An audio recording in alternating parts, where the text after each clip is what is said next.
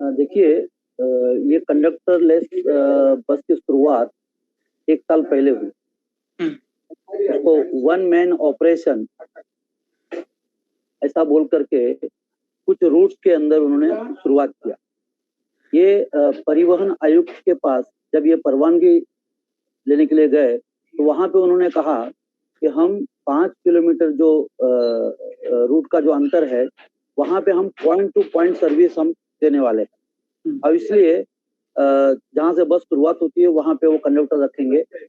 और जहां पे एंड होता है वहां पे वो कंडक्टर रखेंगे। लेकिन अगर आज आप देखोगे तो ये कोविड-19 के नाम पर जितने लॉन्ग रूट्स हैं उस सभी पे वेट लिस्ट की बस उन्होंने चलाया है और उसकी वजह से आज जो हमारे पास जो रेगुलर बसें हैं उस बस को चलाने के लिए जो कंडक्टर की जरूरत थी वो कंडक्टर ग्राउंड बुकिंग के नाम पर आपको बस स्टॉप पे खड़े हुए नजर आएंगे और इसलिए उनका जो रेगुलर रूट है वहां पे कंडक्टर शॉर्टेज हो गया, ड्राइवर एक्सेस हो गए, उन्होंने वहां पे रूट्स उन्होंने बंद किया है। आपने देखा बैक बे डिपो के अंदर काफी रूट्स उन्होंने प्राइवेट ऑपरेटर को दे दिया है जहां पे अपने बीएसटी की बस नहीं चलती है, वेट लिस्ट की बस चल रही है। ऐसे अनेक जगहों पे उन्होंने किया और इसका सीधा सीधा एक तो कामगारों को असर पड़ता है कि वर्क जो ड्राइवर थे वो एक्सेस हो गए, इसलिए उनको दूसरा काम दिया उन्होंने, उनको भी हेल्पिंग के नाम पर पे कहीं पे स्टैंडिंग ड्यूटी ग्राउंड बुकिंग के लिए वो कंडक्टर को हेल्प करने का काम कर रहे हैं। जबकि अगर इसका यूज अगर हम सही ढंग से करते तो वो ड्राइवर एक गाड़ी चलाता था, लोगों को सुविधा मिलती थी और बीएसटी को रेवेन्यू मिलता था, पैसा मिलता था। लेकिन ये सभी सिस्टम को उन्होंने बर्बाद करने का काम ये वन मैन ऑपरेशन के नाम पे किया और ये कोविड काल में उसको और भी तेजी से उन्होंने बढ़ाया। इसका एक ही मकसद है कि आने वाले दिनों में बीएसटी की जो बसें हैं, टोटल जो फ्लीट है 3,337 रखना चाहिए, ऐसा एमओयू किया था, उसकी संख्या धीरे धीरे कम करना और सभी मुंबईकर वासियों को कॉन्ट्रैक्ट बस के सहारे पे छोड़ देने का कामकाज ये यहाँ के जो पार्टियां हैं जो सत्ता के अंदर महानगर पालिका के अंदर है उनका ये धोरण है, नीति है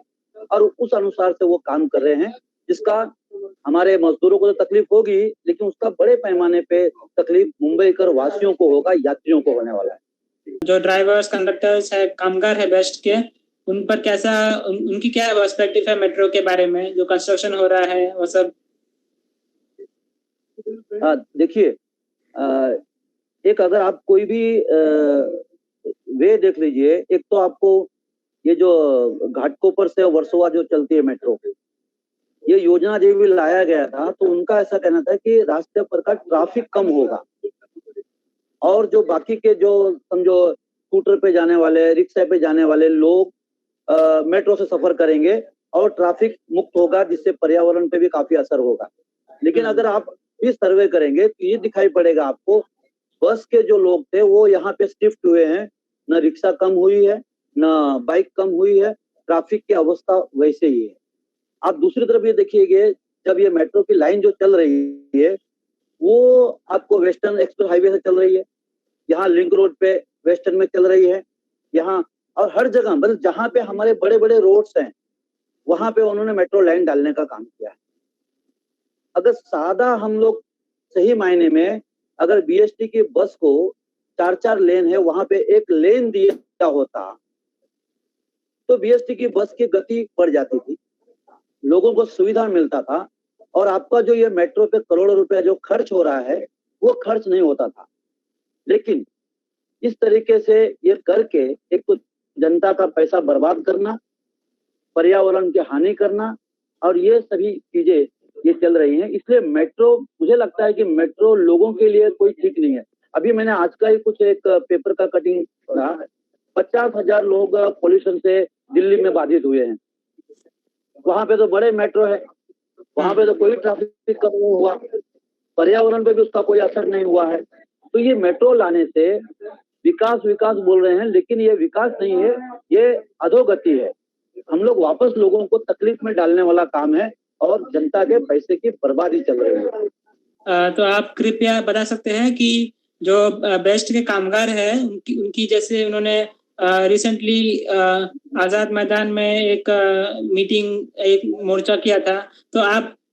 ऑडियंस को बता सकते हैं कि उनकी क्या मांगे हैं और क्यों है जो प्रशासन से बेस्ट के बारे में मांगे हैं?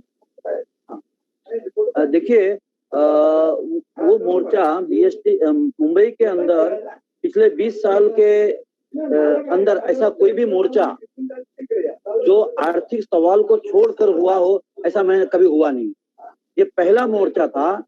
जिसमें मजदूर पगार बढ़ाने की बात नहीं कर रहे थे, मजदूर अपनी सुविधा बढ़ाने की बात नहीं कर रहे थे। मजदूरों ने ये बात किया, यूनियन ने ये बात किया कि बीएसटी को चलाने की जवाबदारी महानगर पालिका की है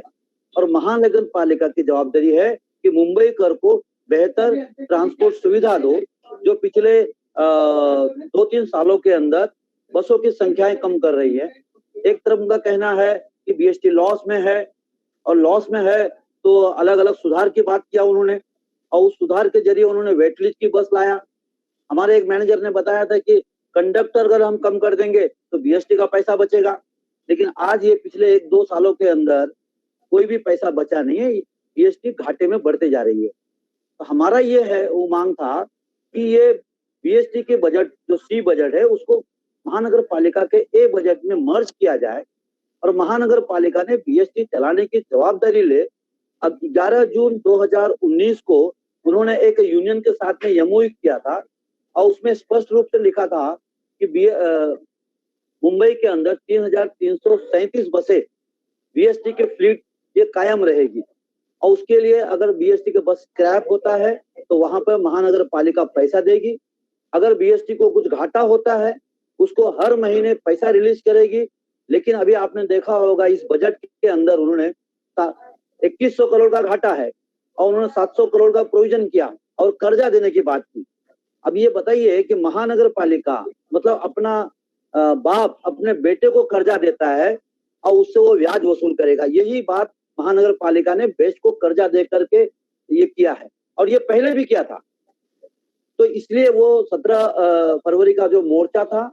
वो इसलिए मोर्चा था कि जो बीएसटी ने ठहराव किया है, महानगर पालिका में जो ठहराव किया है कि सरकार ने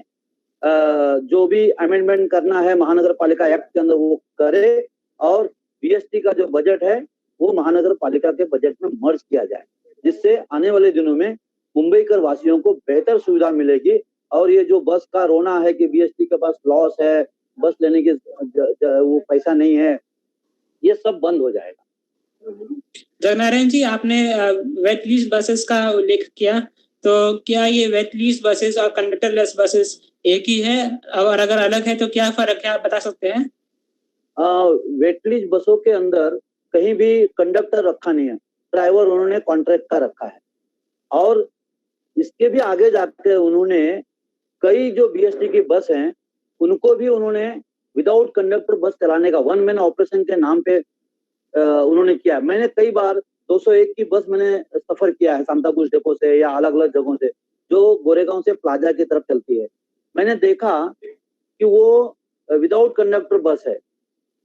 उसके अंदर कंडक्टर नहीं है और कंडक्टर न होने की वजह से वो सभी बस स्टॉप पे रुकती नहीं है, इसलिए उसको वो पैसेंजर चढ़ते नहीं है। जहाँ पे कंडक्टर है स्टॉप पे जो ग्राउंड बुकिंग कर रहे हैं वहां पे वो बस रुकती है। और उस बस की खासियत यह है कि उस बस के अंदर बड़ी बस है और उसके अंदर बेल मारने के लिए ड्राइवर को रखा गया है। अब बताइए, एक ड्राइवर गाड़ी चला रहा है, एक ड्राइवर बेल बजा रहा है, तो कॉस्ट मतलब पैसा कैसे बचेगा? और वो ड्राइवर इसलिए उधर बेल के लिए रखा गया है क्योंकि कंडक्टर नहीं है बीएसटी के पास और ड्राइवर एक्सेस हो गए और इस वजह से बीएसटी का जो बजट है वो बजट गड़बड़ हो रहा है। और ये वेटली और ये वन मैन ऑपरेशन के नाम पे बीएसटी को और भी खड्डे में डालने का काम हो रहा है।